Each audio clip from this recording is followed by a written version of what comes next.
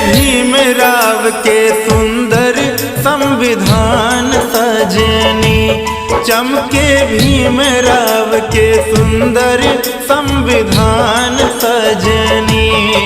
संविधान सजनी, संविधान सजनी, चमके भीमराव के सुंदर संविधान सजनी। हो चमके भीमराव के सुंदर संविधान सजनी।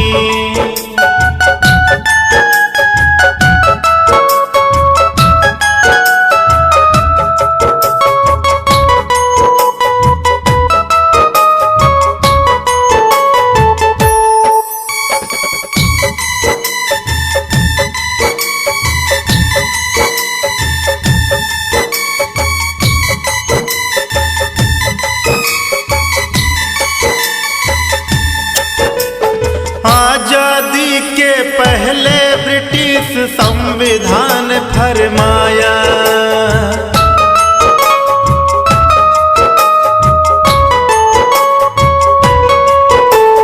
आजादी के पहले ब्रिटिश संविधान फरमाया।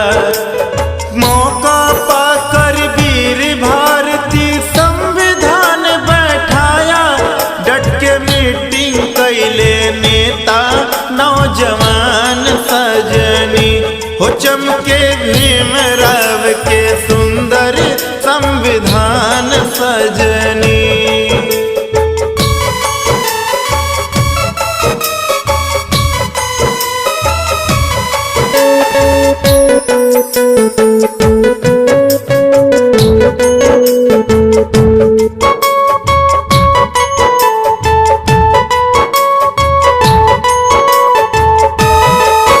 अध्यक्ष बने राजेंद्र बाबू गांधी करे विचार,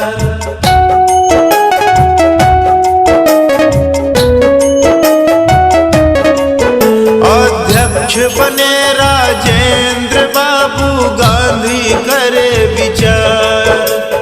समय वर्ष 2 माह 18 दिनवा रहे निहार, अध्ययन करने लागे मिलके सभी महान सजनी। हो चमके भीमराव के सुंदर संविधान सजनी।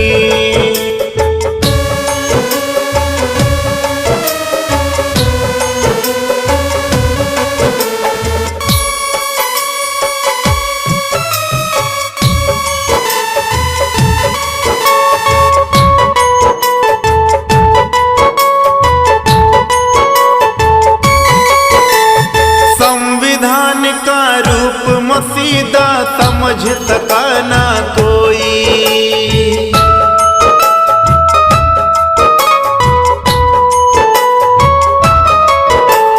संविधान का रूप मसीदा समझ सका ना कोई। सोचे बैठ जवाहर गांधी जिन्ना अब का होई, आखिर पहुँचे तीनों भीम के मकान सजनी। कि सबसे सुंदर लागे भारत के संविधान सजनी।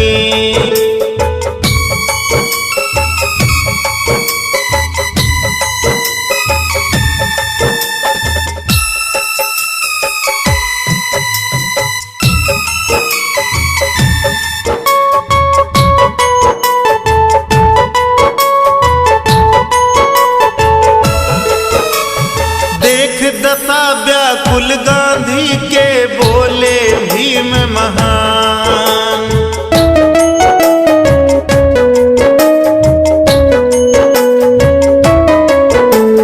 देख दशा व्याकुल गांधी के बोले भीम महान।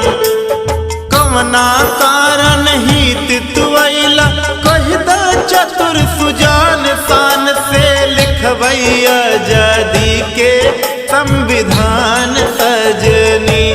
शान से लिखवई आजादी के संविधान सजनी।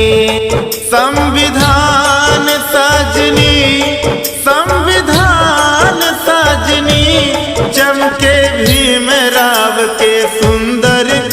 संविधान सजनी।